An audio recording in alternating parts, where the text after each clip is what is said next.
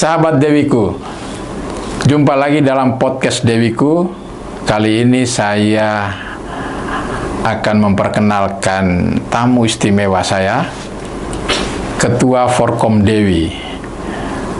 Ketua Forkom Dewi ini Pak Made Mendra, itu sudah lama berkecimpung dengan masyarakat di desa wisata. Nah, saya perkenalkan, selamat bertemu di podcast Dewiku. Terima kasih sudah datang di podcast Dewiku dan kita berharap bisa mendapatkan banyak input informasi tentang desa wisata. Nah, sebelum kita berbicara lebih jauh tentang desa wisata, saya ingin mengucapkan selamat dulu karena terpilih kembali jadi Ketua Forkom Dewi ya. Terima kasih nih. Ya. Periode kedua, Pak. Periode kedua ya. Nah, ini dengan tanggung jawab ya, dengan bukan beban ya. Ya, berarti tanggung jawab. Tanggung jawab ya. Saya pikir tanggung jawab ini pasti akan dilakoni dengan sangat baik karena saya pikir periode pertama sudah memberikan bukti bahwa Pak Mendra sangat care terhadap desa wisata. Kita ingin tahu Pak Mendra, mungkin bisa diceritakan sedikit itu karena permisal Dewiku ingin tahu juga apa sebenarnya Forkom Dewi itu. Oke, terima kasih Pak Ego. Nah, ini saya sangat bangga juga ada podcast Dewiku. Dewiku ya. Nah, yang mana peduli tentang desa, apalagi desa wisata hijau. Desa wisata hijau ya. Forkom Dewi ini adalah sebuah organisasi atau lembaga yang dibentuk oleh pemerintah Provinsi Bali, yaitu Dinas Pariwisata. Dinas Pariwisata ya. Itu dilakukan pada tahun 2014. 2014. Wih, sudah lama juga sebenarnya. Dan ini menjadi sebuah kesepakatan pembentukannya dari orang-orang yang peduli dengan desa wisata dan saat itu juga disupport oleh Asita. Asita ya. Dan PARI. Waktu itu saya di Asita. Ya. Pendampingan buat Forkom Dewi. Di sana terpilihlah ketua bernamanya Bapak Wayan Sile. Beliau adalah tokoh pariwisata yang bergerak di bidang sebagai guide dan seorang pengusaha. Ya. Dalam perjalanannya dari 2014 sampai dengan 2019, Forkom Dewi itu sudah berjalan, berusaha mencoba melakukan roadshow ke kabupaten kota Sebali ya. Tujuannya untuk membentuk Forkom Dewi dan menyampaikan keberadaan, maksud dan tujuannya. Bahwasanya Forkom Dewi itu adalah sebuah lembaga non-profit dibentuk untuk pendampingan desa-desa wisata yang memiliki SK di Provinsi Bali. Nah, itu tujuan pertamanya.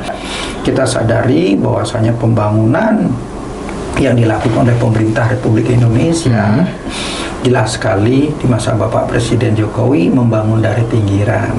Tentu pilihannya tidak ada yang lain, yaitu desa. Desa, betul.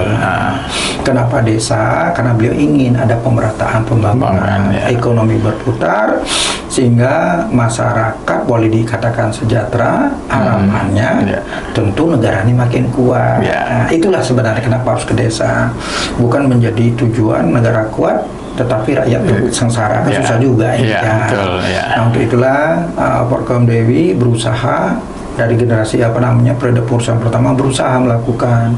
Ketika terpilih di periode pertama itu, langkah pertama yang dilakukan Pak Mendra waktu itu apa?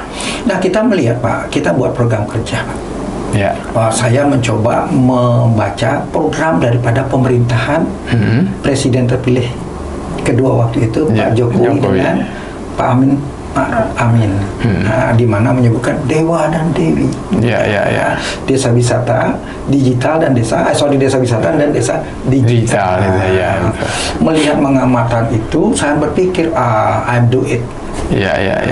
Yang pertama saya lakukan adalah mengubah logo Forkom Dewi menjadi sebuah branding karena waktu itu hanya terpikir logo desa wisata itu dua gunung, ada matahari terbit, ada pohon kelapa, ada pondok indah. Itu kita kira-kira mimpi kita waktu zaman TK yang mungkin kita luangkan. Kalau itu kita ceritakan jadi mimpi saja. Betul. Disuruh menggambar pemandangan yang indah kan. Cuma berbicara menggambarkan saja. Dan realitanya kan kita tidak pernah sampai. Mungkin kalau kita sekarang ini berbicara menggambar semua punya pengalaman itu. Terakhir sampai sesukses apapun di antara kita tidak pernah mewujudkan itu dalam kehidupan kita. Mohon maaf, benar nggak? Betul. Nah, akhirnya di sana saya merubah logo. Karena saya membutuhkan keenergikan. Jadi logo itu saya rubah menjadi seperti seorang gadis yang selalu mempesona. Karena gadis yang mempesona mempunyai daya pikat, menarik orang melihat. Karena kita tahu bangkit dari bawah membutuhkan effort yang tinggi. Jadi gambarnya adalah seorang gadis wanita dengan menari Bali. Di mana saya menaruh konsep di gelung kepala itu ada 7 dengan warna-warni. Itulah dasar daripada membangun desa wisata, yaitu Sabta Pesona. Itu program pemerintah. 7 ya. Dari 7 itu, tetapi saya memegang sebagai pariwisata budaya di Bali, saya memegang konsep Balinya Trihita Karana dan Trikaya Parisuda.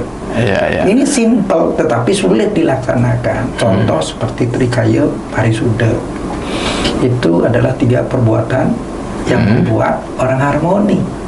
Seperti hari ini saya berbicara, sebelum saya berbicara, saya berpikir dulu bagaimana membuat suasana itu harmoni, nyaman, ngobrol di tempat dalam acara podcast ini. Setelah itu saya berbicara yang benar dan berbuat yang benar, sehingga sebagai individu yang dilahirkan sebagai manusia Bali ini manusia yang harmoni. Ketika kita manusia-manusia yang harmoni yang sudah melaksanakan Trikaya Parisuda itu ketemu dengan manusia yang lain, akan timbul sebuah energi yang harmoni juga. Loncatannya adalah Trihita Karana. Jadi hubungan manusia dengan manusia yang harmoni secara ruang lingkup pelemahannya sudah merasakan, pohongannya sudah merasakan harmoni, tinggal ke alam yang begitu indah yang diberikan oleh Ida Sang Hyang Widi, Tuhan atau semesta, tinggal diolah dengan baik. Dengan atas ciptaan atau karunia-Nya, hubungan manusia dengan Tuhan, manusia dengan alam. Kalau kita di sinilah sustainability orang Bali, yang mana bisa dijaga sudah peradaban yang cukup panjang. Dan sampai hari ini pun adat Bali masih bisa dipertahankan walaupun digempur oleh bermacam perkembangan. Ramainya wisatawan tetap masih kita bisa pertahankan. Mudah-mudahan ini semua kepentingan atau saya bilang tokoh-tokoh pariwisata, foto-foto budayawan lebih concern berbicara tentang 2 hal ini saja, karena itu adalah membuat penguatan daripada SDM Bali untuk menjaga Balinya. Nggak usah bawa ilmu dari luar, karena luar itu belum tentu sudah teruji. Yang kita sudah punya sudah teruji. Dari masa Markandeya, Marsa Kuturan, dan today Bali itu masih terjaga, walaupun canggu bergetar, tapi upakara tetap berjalan. Itu Pak. Nah, kembali kepada logo, itu ada tangan bergerak. Forum itu adalah menyuarakan. Jadi lewat tangan disampaikan. Artinya berupa tanda-tanda. Tidak harus macam speak, tetapi dari gerakan sudah membuktikan dari tangan. Saya pilih badan yang besar, itu merupakan kekayaan. Makin besar badannya, berarti unsur desa itu besar. Jadi seluruh kekayaan alam, intelektual, dan spiritual yang ada di desa, inilah sumber daripada kehidupan dan pariwisata Bali. Makanya di logo itu ada rukwi di belakang, Pak. Itu tarian kain sebenarnya. Artinya setiap gerakan orang Bali akan menimbulkan suara. Suara ini akan menghasilkan sebuah energi. Energi inilah yang disebut dengan bonus pariwisata. Jadi Bali ini tidak pernah dibangun seutuhnya 100%. Jadi pariwisata Bali ini adalah pariwisata budaya yang terlahir dari kehidupan orang Bali. Dan tokoh-tokoh dunia yang datang ke Bali sudah berbicara live museum. Yang dikatakan live museum adalah mereka melihat aktivitas orang Bali. Itulah yang mereka cari.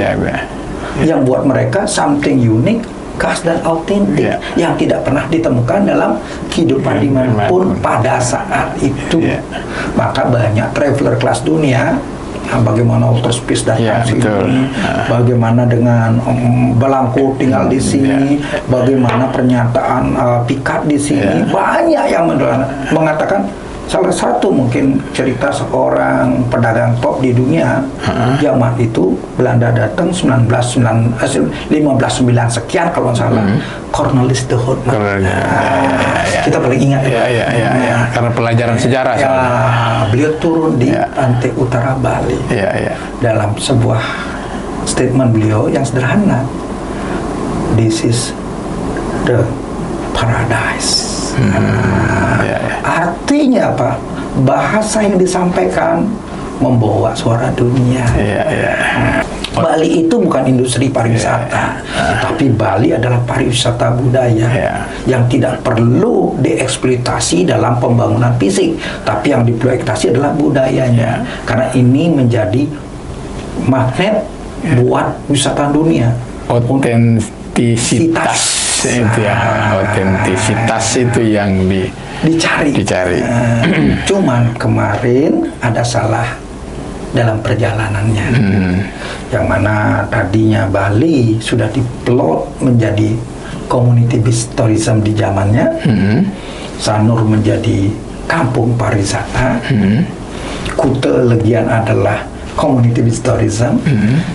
Semua sudah dibikinkan plot seperti itu. Untuk menjaga Bali tidak terjadi pemekaran yang luar biasa, akhirnya dipilihlah ITDC atau BTDC di zamannya. Di sana dibikinkan komplek untuk luxury agar tidak memberikan pengaruh budaya Bali yang pernah ditakutin oleh para pakar dunia bahwa center growth-nya budaya Bali. Justru cenderung dengan pariwisata Bali mengalami budaya Bali mengalami peningkatan. Tadi kainnya biasa-biasa, sekarang full color. Dulu rumah Bali lebih banyak adalah rumah biasa-biasa saja, sekarang rumahnya sudah seperti castle. Artinya budaya itu mengalami perubahan. Tentu banyak hal yang castle sudah menjadi rumah. Kan begitu. Nah, itu yang kita melihat dari perkembangan perjalanan Bali. Dari perjalanan ini sebenarnya desa wisata itu kita boleh katakan Bali pakarnya. Kenapa saya bilang pakarnya? Karena dulu waktu pertama wisata datang itu ke pesisir semuanya. Satu, kita lihat bagaimana orang datang ke Legian karena ada kamar. Mereka tidurnya adalah di kandang sapi. Yang dicari adalah ombak. Mereka tidak berpikir tempat, karena tempat yang dipilih sama aja tempat tidur. Yang dicari adalah uniqueness dan sebuah tantangan. Demikian juga ketika mereka nginep di Ubud, tinggal dengan penduduk, melihat bagaimana kehidupan orang Bali. Itulah poin yang dikatakan live museum. Mereka belajar dari baru bangun, konsep rumahnya, cara menghidangkan, dan cara hidupnya. Ini menjadi berita dunia. Demikian juga mereka datang ke Sanur, mereka jadi nelayan. Mereka pergi ke Lopina. Mereka mungkin cerita yang paling ini, Tanah Tagore pernah datang ke Mundu, seorang penyair kelas dunia. Datang ke sana, membuat cerita. Kenapa datang ke sana kalau tidak ada sesuatu yang menarik? Yang inilah yang perlu kita narasikan. Bagaimana seorang Nehru datang nginep di sana dan mengatakan morning paradise. Banyak hal yang disampaikan. Nah, ini kita sudah mulai melupakan. Hanya berpikir quality tourism. Kenapa kita tidak bercerita masa kebudayaan kita? Dari sisi mananya? Live museum tadi yang membedakan datang adalah mereka ingin lihat kita dengan gaya kita yang pakai udeng. Nah, sehingga di mana pengalaman ini yang dicari. Sekarang mereka kita suguhkan. Mohon maaf, kita harus memindahkan hotel di sini. Investasi besar-besar, kan investasi bukan milik orang Bali dan kembali semuanya dan perampaslah semuanya lahan-lahan Bali ini.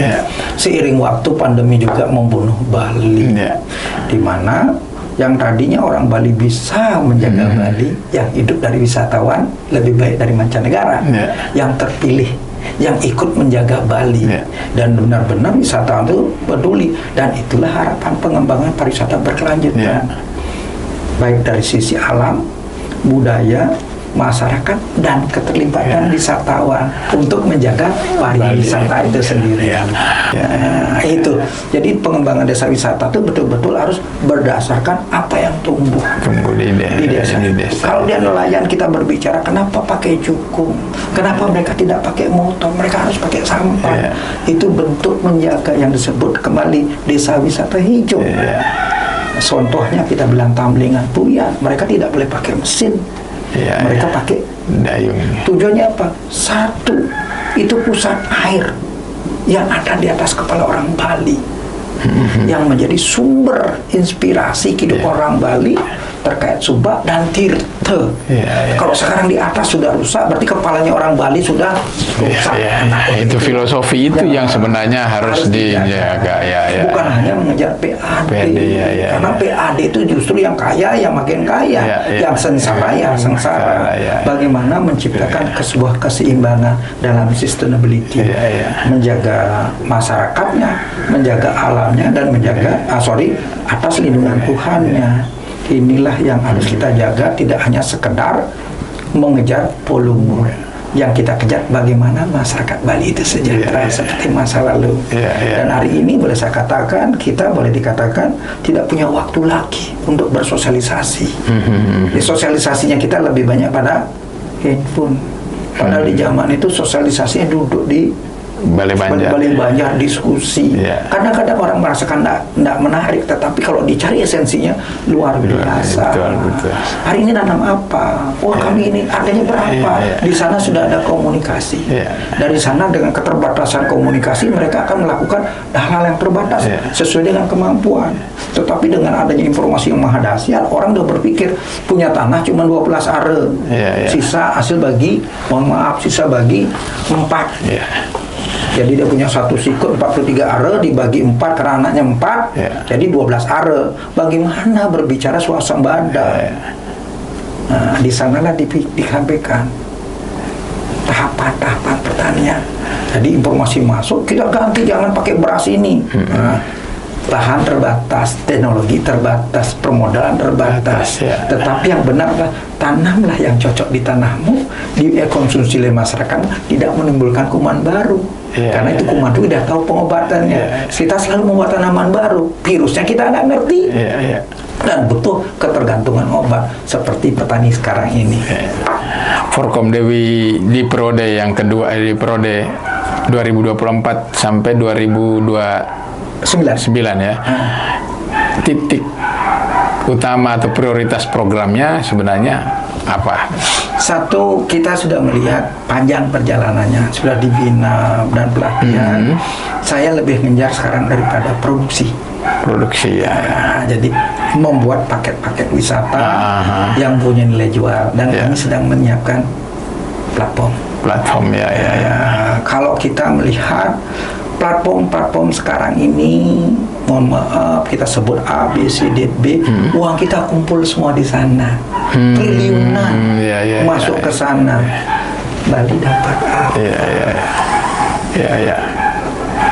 Ayo orang Bali, pemerintah Bali, pembisnis Bali memikirkan bikin platform atas nama Persatuan dan Penguatan Bali. Yang selama ini boleh dikatakan gagal.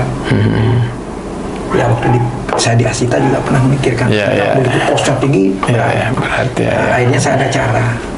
Saya cari teman yang punya platform, kita numpang di sana. Dan ini platform orang Bali sedang kami penjajakan. 2 platform yang sudah akan siap masuk, kita bantu, termasuk Dewiku juga punya platform.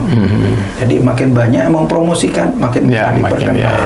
Memang sifat lokalan, tetapi karena ini dikelola sudah secara profesional, saya rasa akan dapat. Nah, itu dari satu, dari produksi kita kejar.